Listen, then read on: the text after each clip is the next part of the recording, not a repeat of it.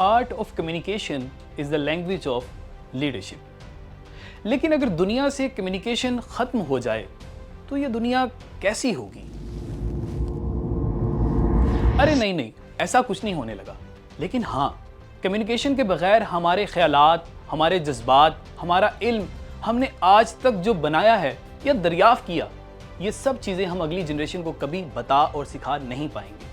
ये communication skills थी जिसके ज़रिए हम यहाँ से यहाँ तक पहुँचे हैं। तो ऐसे समझ लें, जितनी अच्छी आपकी कम्युनिकेशन स्किल्स होंगी उतने अच्छे तरीके से आप खुद को और आने वाली नस्ल को तरक्की दे सकते हैं।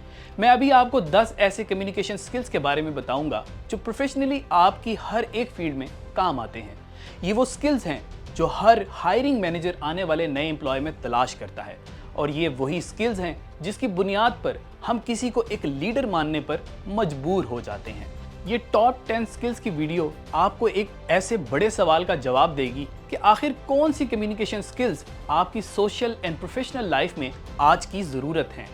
सबसे पहले number 10, public speaking and presentation skills. ये अब तक की सबसे ज़्यादा सीखे जाने वाली कम्युनिकेशन स्किल्स हैं। आमतौर पर यह स्किल किसी कॉलेज, यूनिवर्सिटी की प्रेजेंटेशन में या स्पीच में इस्तेमाल होती है, या फिर किसी ऑफिस में जब आपको कोई इंफॉर्मेशन किसी छोटे से ग्रुप को मीटिंग में शेयर करना होती है। उस वक्त ये स्किल आपके बहुत काम आती है। लेकिन अगर आप एक पब्लिक स्पीकर हैं तो आपका दूसरे लोगों से मुख्तलिफ नज़र आना बहुत ज़रूरी है। तो आपको ऐसे स्किल की ज़्यादा से ज़्यादा प्रैक्टिस करनी चाहिए, क्योंकि जब लोग किसी को अच्छा बोलते हुए देखते हैं तो वो समझ जाते हैं ये एक लीडर है। नंबर 9 पर है परसुएसिव स्किल्स। किसी को किसी काम के लिए कायल करना एक हुनर से कम नहीं है। किसी को कायल करने की ज़रूरत आपको कभी भी पड़ सकती है, इसलिए ये स्किल बहुत काम की है, क्योंकि अक्सर हमें कोई काम को पूरा करने के लिए किसी शख्स की रिक्वेस्ट करना पड़ती है या फिर किसी की इजाज़त और सपोर्ट की ज़रूरत होती है। कायल करने का सबसे अच्छा तरीका ये है कि समझाया जाए फ़लाँ चीज़ की ज़रूरत है या फ़लाँ चीज़ में कोई मसला है और इस वजह से ये काम करना ज़रूरी है। लेकिन कायल करने के लिए अच्छा बोलना लाजमी आना चाहिए। डोंट वरी, थिंक बिग में आप सब सीख सकते हैं। नंबर 8 पर है इंटरपर्सनल स्किल्स। इस कम्युनिकेशन स्किल को सीखने का मकसद है जब आपने सिंगल और एक अहम शख्स से बात करनी हो। ये आमतौर पर हमारी जॉब के दौरान होता है, जब आपको अपने कुलीग या सुपरवाइजर से किसी काम के मुताल्लिक बात करना होती है, क्योंकि जॉब्स के दौरान अक्सर ही आपको अपनी जिम्मेदारियों और अहम कामों से मुताल्लिक बात करनी पड़ती है, और ऐसे मौका पर हमें पुरसुकून और रिस्पेक्टफुल तरीके से बात करना लाजमी है। उस वक्त आपकी इंटरपर्सनल कम्युनिकेशन स्किल आपके काम आती है। नंबर 7 पर है लिसनिंग स्किल्स। ये एक ऐसी स्किल है जिसे लोग बहुत कम समझते हैं, जबकि ध्यान से सुनना और समझना कम्युनिकेशन में एक सुपर पावर की तरह काम करता है। जब आप किसी को ध्यान से सुनते हैं तो सबसे पहले डिस्ट्रैक्शन से बचते हैं और बात करने वाले को अपनी पूरी बात बताने में भी आसानी होती है। जैसे मैं अभी बोल रहा हूँ और आप मुझे ध्यान से सुन रहे हैं तो मेरा मैसेज आपको अच्छे से समझ आएगा, और ध्यान से सुनना आपके हर तरह के रिलेशन के लिए भी बहुत ज़्यादा ज़रूरी है। और गुड लिसनर्स आम लोगों की निस्बत ज़्यादा बेहतर तरीके से न्यू स्किल्स भी सीख पाते हैं। इसीलिए कहा जाता है good leaders always good listeners. Number 6 पर है रिटन स्किल्स। ये कोई रिपोर्ट्स, ईमेल्स, कोई प्रपोजल्स हो सकते हैं जो आपको रिटन फॉर्म में आगे देने होते हैं, और आपकी राइटिंग स्किल्स की बेस पर आपको रेट और क्रेडिट दिया जाता है। आपको क्लियर, कंसाइज और ऑर्गेनाइज तरीके से लिखना होता है, जैसे कि बाकी कम्युनिकेशन स्किल्स में करना पड़ता है, मगर यहाँ आपके पास एक एडवांटेज है। कभी भी पहली फाइल ना भेजें। किसी को रिटन फाइल भेजने से पहले आप इसको 1-2 बार रिव्यू कर सकते हैं ताकि कोई गलती ना जाए। नंबर 5 में आती है प्रोवाइडिंग एंड एक्सेप्टिंग फीडबैक। अगर आप किसी ग्रुप के लीडर हैं या आप किसी कंपनी में सुपरवाइजर हैं तो आपको फीडबैक देने की ज़रूरत बार बार पड़ती है, ताकि आपके जूनियर्स खुद को मज़ीद बेहतर और काबिल बना सकें। फीडबैक के ज़रिए सिर्फ गलतियां नहीं बताई जाती, बल्कि तारीफ भी एक फीडबैक है, और इसी तरह फीडबैक रिसीव भी की जाती है।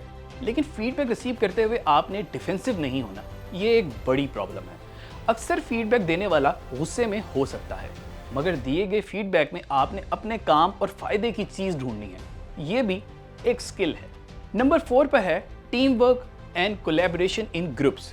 अक्सर किसी ग्रुप या किसी टीम के साथ काम करना अकेले या किसी एक शख्स के साथ काम करने से ज़्यादा मुश्किल होता है।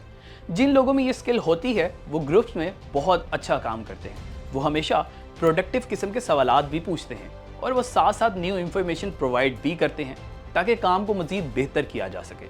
ऐसे लोग हमेशा दूसरों को मोटिवेट करते हुए और एक दूसरे की मदद करते हुए काम को मुकम्मल करते हैं। और आज के दौर में जिन लोगों को ग्रुप्स में काम करना नहीं आता, उनके लिए तरक्की करना काफ़ी मुश्किल हो गया है।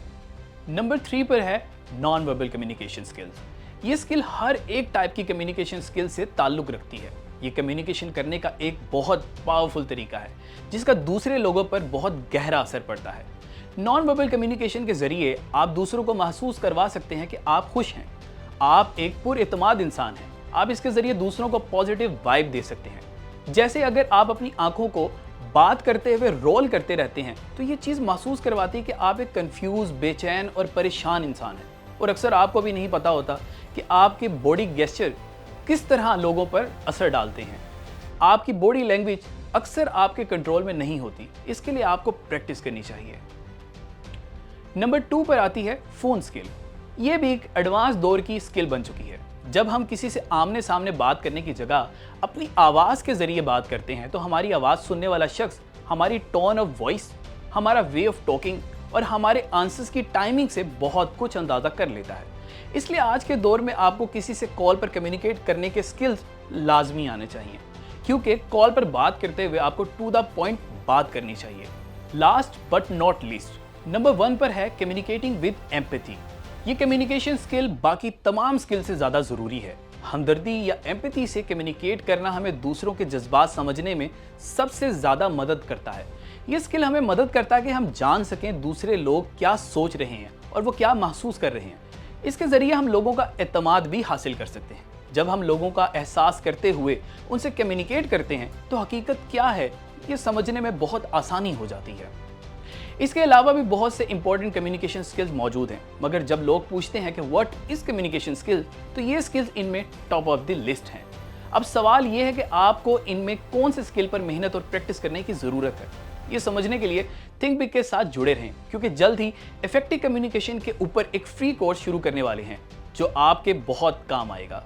अगर आपको ये वीडियो पसंद आई हो तो प्लीज़ ज़रूर लाइक करें। अगर आप अपनी सोच को मुस्बत बनाने और अपनी सलाहियतों में इजाफे की ख्वाहिशमंद हैं तो सब्सक्राइब करें हमारे चैनल थिंक बिग को। अपनी कीमती राय से नीचे दिए गए कमेंट बॉक्स में हमें ज़रूर आगाह करें ताकि हम जान सकें आप क्या सुनना और देखना चाहते हैं। अपना ख्याल रखें, हमेशा खुश रहें। मोहम्मद हारून को इजाज़त दें। खुदा हाफिज़।